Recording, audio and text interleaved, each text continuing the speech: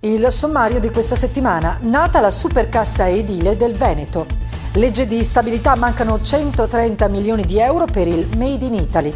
Bollette elettriche meno costose. Ed infine Jobs Act, no a incrementi di costo per imprese.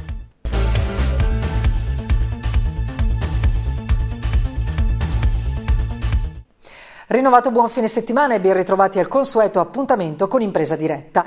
È nata Edilcassa Veneto, la supercassa edile del Veneto, dalla fusione delle casse edili di Confartigianato, CNA e Casartigiani. Il nuovo ente può contare ora su un patrimonio di oltre 12.000 lavoratori, quasi 4.000 imprese e un bilancio che supererà i 30 milioni di euro. Per quanto riguarda la provincia di Belluno, al nuovo ente sono interessate solo le aziende che rientrano nel settore affini edilizia. Le aziende edili continueranno a fare riferimento alla cassa edile di Belluno. Nella legge di stabilità mancano 130 milioni di euro promessi per il rilancio internazionale del Made in Italy. E questa è l'amara constatazione del presidente di Confartigianato Imprese Belluno, Giacomo Deon, andando a vedere tra le pieghe il nuovo provvedimento di legge. Mentre si sta investendo molto sul semestre europeo di presidenza italiana per la risoluzione del Made in, fermo dalla scorsa primavera al Parlamento europeo a seguito delle elezioni, afferma il presidente Deon, ora arriva anche il taglio nella legge di stabilità, che sembra andare nella direzione che i rumors da mesi stanno sostenendo, verso un impegno poco convinto da parte italiana a portarlo nell'agenda dei lavori del Parlamento europeo. Proprio in un momento in cui le vendite all'estero sono quelle che sostengono il manifatturiero compromesso, quello bellunese, e in questo le microimprese rappresentano il 2,5% dell'export provinciale, prosegue Deon, è vero miopia un simile taglio. Quanto sorprende di più è che simile intervento era stato assicurato dal vice ministro per lo sviluppo economico, Carlo Calenda. Pensavamo di essere tra uomini di parola. Bollette elettriche meno costose per le piccole imprese. Pochi giorni fa il ministro per lo sviluppo economico Federica Guidi ha firmato i decreti che danno attuazione alle norme taglia bollette versate la scorsa estate. Con i nuovi provvedimenti si creano le condizioni per ridurre alcuni oneri che gonfiano il costo dell'energia delle piccole imprese. Nel frattempo, Confartigianato Belluno ha attivato per i propri soci lo sportello SOS Energia per individuare le migliori offerte dei vari fornitori sul libero mercato. La riforma del mercato del lavoro è un provvedimento ambizioso che va attuato con il contributo delle parti sociali e che non deve in alcun modo provocare incrementi di costo per le imprese. Deve inoltre salvaguardare le buone pratiche in materia di sostegno al reddito. È questa la posizione di Confartigianato presentata durante l'audizione sul Jobs Act presso la Commissione Lavoro della Camera tenutasi nei giorni scorsi. Confartigianato ha altresì rimarcato che gli interventi in materia di ammortizzatori sociali, oltre ad assicurare l'invarianza di oneri per le imprese ed evitare interventi di tagli sproporzionati per le piccole e medie imprese, dovranno preservare le esperienze positive come il Fondo di solidarietà bilaterale nell'artigianato che garantisce il sostegno al reddito in caso di crisi aziendali. Il Jobs Act deve piuttosto essere l'occasione per semplificare gli adempimenti in materia di lavoro, snellire il sistema di vigilanza e ispezione, eliminando duplicazioni e sovrapposizioni e per riordinare il sistema sanzionatorio. Infine una scadenza da ricordare in chiusura di notiziario: scatta lunedì 3 novembre l'obbligo di comunicare alla motorizzazione civile il reale utilizzo di auto, moto e rimorchi, così come previsto dalla riforma del codice della strada del 2010. La norma riguarda persone fisiche o giuridiche diverse dall'intestatario del veicolo che ne hanno la disponibilità per periodi superiori a 30 giorni, compreso il caso di comodato gratuito. E con questa notizia, dicevo, ci fermiamo, ora i servizi di approfondimento.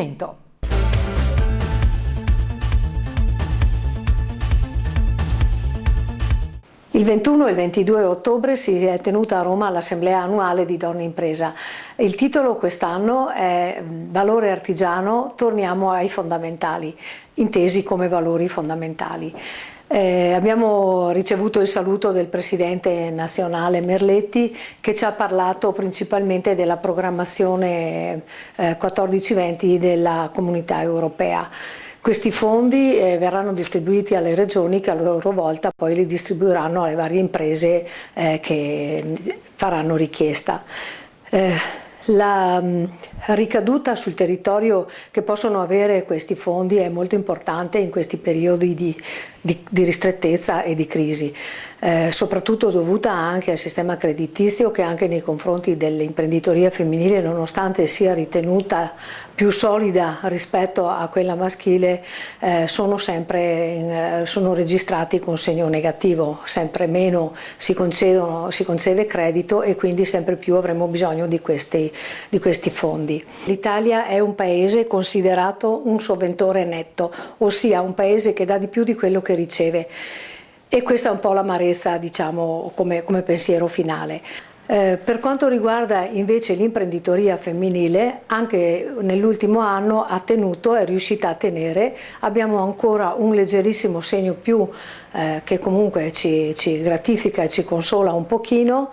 Nei settori più sviluppati e più dove sono andate a ricadere le imprese, soprattutto quelle nuove, rientrano nel welfare, nel food e nel turismo, nel Made in Italy e nell'istruzione. Questa ripresa è dovuta anche a molte imprese condotte da donne straniere che si sono messe in proprio e che quindi hanno contribuito e stanno contribuendo a mantenere questo segno positivo. L'imprenditoria femminile artigiana italiana è al primo posto in Europa come numeri, con 1.500.000 imprese siamo nettamente in testa in tutta Europa. E per quanto riguarda invece l'ultimo argomento che è stato affrontato in questa assemblea, si tratta della conciliazione, che è proprio il nostro cavallo di battaglia, se vogliamo, e che ci teniamo veramente tanto a questo punto. Ci teniamo talmente tanto che vorremmo nella prossima assemblea coinvolgere anche l'altra parte del mondo imprenditoriale e familiare, che è il genere maschile. Conciliazione, come dicevo, sempre più difficile perché non abbiamo solo il problema della maternità, che questa volta è stato affrontato nell'Assemblea nazionale visto come tutela dell'imprenditrice in questo momento così particolare della propria vita, considerato che il numero di figli si abbassa, siamo a 1,29 pro capite e quindi direi che è veramente pochino. Per poter innalzare questo numero nei nostri settori, nell'artigianato, abbiamo bisogno assolutamente di un welfare che ci sostenga in questo, non solo nel momento della maternità, dicevo, ma anche nel momento delle cure parentali. Abbiamo proposto una detrazione fiscale nel momento in cui siamo costrette a farci sostituire nelle nostre attività, e abbiamo lanciato alcuni messaggi di questo tipo a sostegno appunto del nostro modo di vivere e di essere, e speriamo che vengano colti. È positiva questa cosa perché abbiamo cominciato soprattutto a parlarne.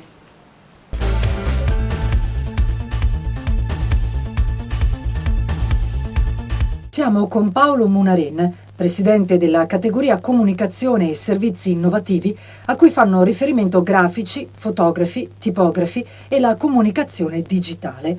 Una categoria in forte evoluzione sia dal punto di vista del mercato che delle tecnologie. Come sta andando dunque la categoria? Beh, in questo momento chiaramente la crisi che ha colpito un po' tutti i settori colpisce anche il settore della comunicazione, perché è uno dei settori in cui tutte le aziende che normalmente si servono di noi per la loro immagine pubblicitaria cercano di risparmiare, quindi bisogna considerare che è uno dei costi che riescono a essere prima di tutti tagliati.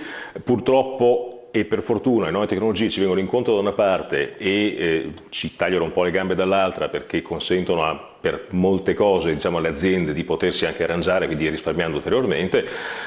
Queste nuove tecnologie consentono però anche a noi di proporre delle novità, cioè chi sa cogliere le nuove opportunità penso che ci sia effettivamente dello spazio per un futuro che potrebbe anche essere visto in maniera più rosea di quanto normalmente non vogliamo fare. È un momento abbastanza difficile, ma credo che insomma il futuro possa essere interessante soprattutto per chi riesce proprio a cogliere le nuove opportunità che i nuovi mercati, le nuove tecnologie riescono ad aprire. Per quanto riguarda la grafica su carta, il futuro ci può essere per chi effettivamente riesce a crearsi una nicchia di mercato e a dare qualcosa in più. Chi cerca di combattere soltanto sul prezzo dando un prodotto mediocre, credo che ormai abbia i giorni contati, perché purtroppo la rete offre di tutto e di più, e quindi combattere solo sul prezzo confrontandosi con quel tipo di concorrenza credo che oggi come oggi sia oggettivamente non più pensabile. Uno dei problemi che tutte le categorie artigiane hanno è anche quello dell'abusivismo, per esempio. Nel nostro settore c'è sempre stato, sia nel settore fotografico che nel settore della grafica, e oggi come oggi, con la facilità che alcuni nuovi programmi consentono nel realizzare appunto prodotti grafici, con anche l'abbondanza di materiale che si trova in rete, è sempre più facile per chi si improvvisa nel nostro settore poter dare un prodotto che sia quantomeno accettabile. Al tempo stesso va considerato che però noi stiamo parlando ovviamente di prodotti per le aziende, non tanto per i privati. Credo che le aziende sarebbe giusto che pensassero di rivolgersi ad aziende serie per una questione anche di continuità o di immagine professionale, di prodotto professionale.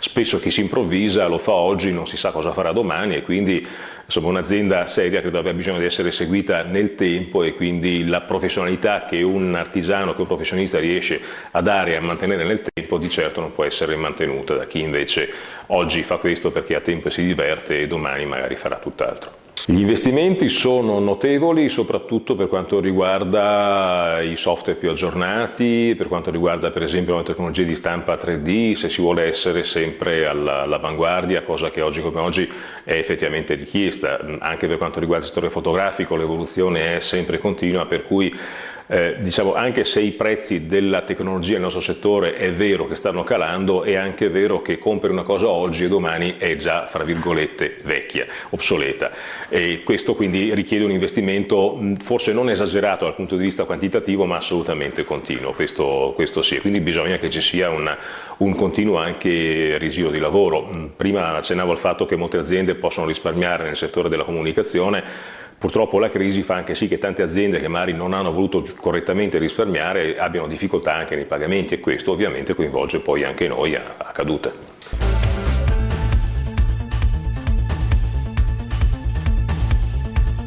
L'azienda artigiana Liquori Frescura, attiva dal 1895, ora spopola anche sul web, grazie all'e-commerce. Diciamo che l'e-commerce, probabilmente per le piccole realtà aziendali come la nostra, per i piccoli territori come i nostri che hanno poca gente, poca comunicazione e soprattutto poco consumo, bisogna studiare delle soluzioni alternative per riuscire a aggredire i mercati.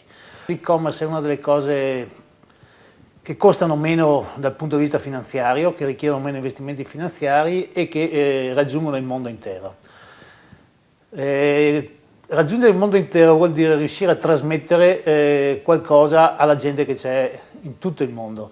E qui si parla dell'Italia, dell'Europa, dell'America. Noi abbiamo richieste dei prodotti dall'America, dal Sud America, dall'Asia. E queste sono purtroppo al momento sono delle richieste che non possiamo evadere perché abbiamo il problema delle accise, e l'accisa è un problema che riguarda gli stati, è una tassa praticamente, quindi ci sono delle legislazioni diverse, e oltretutto i privati non possono acquistare alcolici via e-commerce da uno stato all'altro, diciamo. L'e-commerce, quello per i liquori, al momento noi possiamo vendere esclusivamente in Italia. Comunque l'Italia la raggiungiamo tutta, dalle isole, dalla Sardegna alla Sicilia, fino anche alle isole più piccole come Lampedusa e isole del genere, dove spediamo regolarmente prodotti nostri e altri prodotti.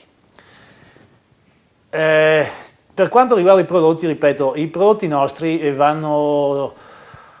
sono sempre stati fatti da sempre con la cura e cercando di scegliere le erbe del nostro territorio, erbe e frutti del nostro territorio, quindi la genziana, il ginepro, il muro e tutti i prodotti reperibili nelle nostre Dolomiti e che devono essere il simbolo delle nostre Dolomiti stesse, perché noi dobbiamo esportare. Quello che noi dobbiamo riuscire a capire è che noi dobbiamo esportare il nostro territorio, noi dobbiamo promuovere il nostro territorio e dobbiamo promuoverlo da Feltre fino a Sappara fino a Rabba.